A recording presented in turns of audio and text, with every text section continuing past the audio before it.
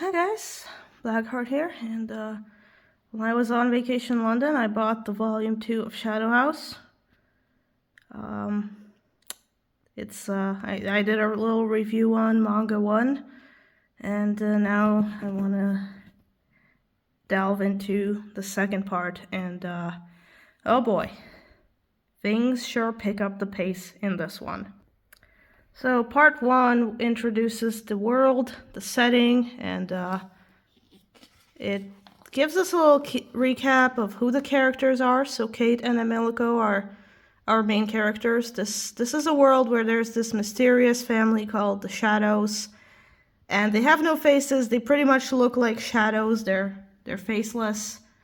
And then they have a person, a living doll, who acts as their face, and they need to clean and do chores, and volume 1 focused pretty much on that, and they introduce some of the characters at the end of part 1. And in part 2, yeah, things pretty much pick up with where volume 1 left off. And we're having a lesson, because Emilico is new. She doesn't know much. She only knows that she's a living doll, and she needs to take care of her shadow master, which is Kate. And she needs to clean, and she needs to do her jobs well. And now they're having a lesson, and they're teaching Emilico about all the stuff she needs to know when something happens. A monster attacks everyone. Apparently there's these black things called... In this volume, they call them something else. In last volume, they were called scorches. Here they call them coagles, but it's the same thing. They're like little soot. They're basically made of soot, and they start moving on their own. And apparently, if soot isn't clean, these things will combine into a monster just like this, which is called a ghost or a phantom in different translations. And phantoms apparently have this ability to take over living dolls and actually manipulate them, which is kind of scary. But everybody deals with the phantom, and things kind of go back to normal, and Emilico just learns that she needs to do a really good job at cleaning so these things don't happen anymore. We also discover something that Kate can actually manipulate soot. And we find this out because when Emilico broke Kate's doll in last volume, she repaired it by using Kate's soot, and she also made herself a little doll, which she named Rolly, after the bread rolls that the living dolls eat, because she likes bread, I guess. And when Kate's angry, she can move soot around, causing the dolls to move around. And Emilico kind of figures out that the dolls are moving because of the soot inside, which is, we're already introduced to weird soot monsters. And now we're introduced to the ability shadows have to manipulate soot, giving a subtle hint that the two things might be related in some way. So, we see Kate's ability to manipulate soot. And the event called the debut is approaching really fast. Kate cannot go outside, and Emilico wears a basic servant uniform because they haven't been debuted yet. That is when they have to pass a certain test and be introduced to the rest of the Shadow Society. And Kate didn't know that shadows could control soot because that was not in the books she has in her room, which is all she has to learn about the outside world. We are also introduced to Barbie, who is the star bearer, basically the head staff for all the new people, for all the new living dolls. But they're called dolls, but it's kind of obvious that they're humans.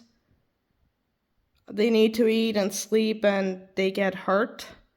And it shows that Barbie has some very angry and abusive tendencies towards people she doesn't like. Clearly, she's abusing her power and taking it out on those that speak out against her. She's basically a tyrant. Certain people are trying to suck it up to Barbie to get on her good side because the debut is coming up and no one knows what's going to happen, and everybody wants to obviously achieve the status because one of them might become the next star bearer and take after Barbie's position one day. And basically, some people are just sucking up to Barbie for clout and status. And Sean actually comes to Emiliko's rescue because Emiliko protected another doll, Rum, who's very timid and very shy and very clumsy. However, because she protected this doll, who was blamed for the whole incident of not cleaning well enough and allowing a phantom to appear, Emiliko is now on night duty, where she, Rum, and Sean have to patrol the hallways and find why the phantom happened, which is preventing her from studying for the debut with Kate, which makes Kate very frustrated. One night, when they're patrolling, trying to figure out why the phantom showed up, they run into a shadow who's wearing a robe to hide their identity. I don't know why, because, well, no one's supposed to be out at night in the first place, and it's someone from the higher-ups, so the living dolls wouldn't have seen their face in the first place, but they call him Master Robe, or the Robed Master. I don't know, some translations are weird. So this robed figure helps them find Rum, who runs off scared, believing that the robed figure was a phantom. She accidentally ends up leading them to the issue, which is a broken hatch to one of the soot pipes, which causes soot to leak and form phantoms. However, while the others are rejoicing that they found the problem, things are not as they appear to be, as it quickly shows that this robed figure was the one behind the broken equipment in the first place, as they were the ones who broke it. They also show the ability to manipulate soot, implying that they are behind the phantom incidents. We're probably going to find out more, but we have the introduction of the first real villain.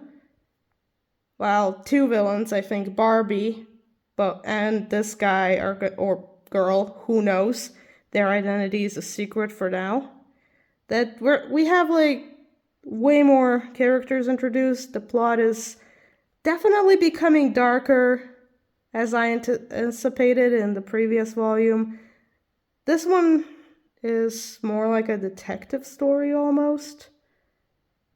It also shows some other dark undertones with some of the other shadows and their faces. It shows some of them straight up abusing their living dolls.